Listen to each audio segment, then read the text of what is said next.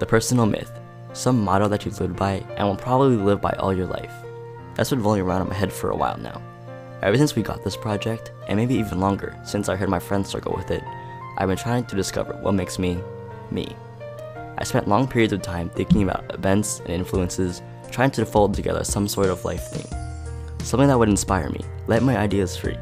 I had a general idea of what I wanted, but what really blew my mind was my friend, who described me in a single word that seemed so fitting. Carefree. That's what he told me. I think the moment he said that, a bunch of mini epiphanies flew up from the abyss that's the back of my mind.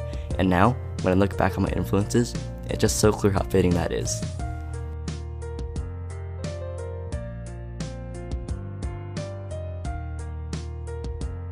I've been playing sports all my life, and it's taught me multiple things, but most importantly, it allowed me to discover my shadow. When playing sports, it's impossible not to make mistakes, but I thought every little thing my team did wrong could be traced back to me. It was my fault. My shadow was my confidence, and almost all sports I ever did was feed my shadow. In 6th grade, when I started playing competitive volleyball for the first time, there were almost no competitive teams that started that early, so we had to play like really old teams. One team we played against was a lot better, and my team got destroyed. At the time, I put all the mistakes on myself and thought the experience was so traumatizing that I quit volleyball after the season ended. Please keep in mind, I was pretty young. My background in sports, as fun as it was, really brought down my confidence levels.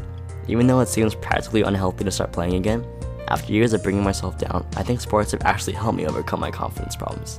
Recently, I realized that mistakes are part of any sport, and that everyone makes them. Being able to recognize that enlightened me to the point where I can look past mistakes and focus on whatever's next. The shadow is just a darker version of myself, something that follows me from below, so I can choose to look down at it or choose to keep my head up, look forward, and keep going. So really, sports taught me how being carefree is able to boost my confidence, because why worry about the mistakes you've committed if they're already part of the past?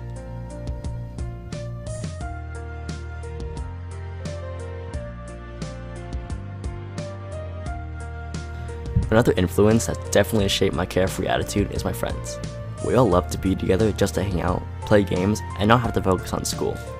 When we're out together, we can forget the stresses of school, of college apps, and just be free. I think the sheer number of times we hang out to de-stress ourselves makes us all kind of carefree, but especially for myself. Though, I think sometimes it's bad that we hang out all the time, because if we hang out and say, do tomorrow, then that would explain why we're stressed out in the first place. Having friends as outgoing as I am is definitely a hindrance. I remember once I knew I had a bit of homework, but it was a Tuesday, and my friends wanted to go out. Going out on a weekday instead of doing homework? Sign me up! I think this was fairly representative of my procrastination habits, but over the years, I've gotten better at knowing when I have to get things done. Regardless of the challenges it presents, I think having such fun and amazing friends supports my carefree attitude just by providing me an outlet for whenever life gets tough.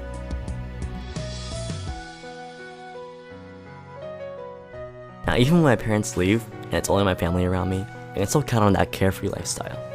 I'm just a casual 3rd-generation Chinese American who occasionally eats cup noodles for dinner.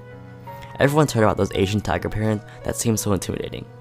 Yeah, no, I don't have those. Sometimes I ask them for help when school is getting stressful. I'm usually hoping for some sort of advice or study habit they have to offer, but all I do is smile and say, do your best, and then casually send me away. I guess some people would call me lucky, but sometimes I wouldn't mind some pushing. Yet my freedom has helped me grow more independent. For example, everybody needs to have a drive. Many students have their parents who are constantly on their back, and even though it seems like a drag, they give you the push you need to perform. I think I had to learn to forge my own initiative, because if I didn't, I was probably spend my days napping. It kind of applies to a lot of other things too. If nobody's gonna make me stop watching YouTube, then why stop? It's kind of a lesson in self-control, and I admit that sometimes I'm forced to learn the hard way when I realize at 2 in the morning that I have a test to study for. My parents really provided me with a relaxing environment all my life. I realize now that growing up like that has made me quite carefree and used to freedom, but being raised in a relaxed household also gifted me by teaching me independence in the form of self-control and drive. Being easygoing has helped me overcome part of my shadow, but I think it also created some new ones for me to overcome. After years of building myself up to be a lighthearted guy, I was ultimately brought back down to earth after learning a long lesson from having a relationship. Maybe you'd like to hear all the juicy details about it, but that's really weird, so you'll get the abridged version and a nice lesson. Basically, I was in a relationship for a little over a year. In that kind of time, we were good friends, but I definitely got way too comfortable. Obviously, during my relationship, I was my good old carefree self. I think you can tell where this is going, but I started to show very visible signs of carelessness. I would respond slower and slower to texts and chats. Slowly but steadily, I created a rift, and it was only after we broke up that I realized where I went wrong. I spent all my life trying not to care and move on, but it came back and punched me in the face. One of the inherited characteristics of being carefree is ignorance, and in some cases, ignorance is not bliss. It's important to know when I need to confront my mistakes and when I can look past them, and my experience as a whole taught me that when it comes to certain circumstances, such as the people around me, it's important to be more careful than carefree.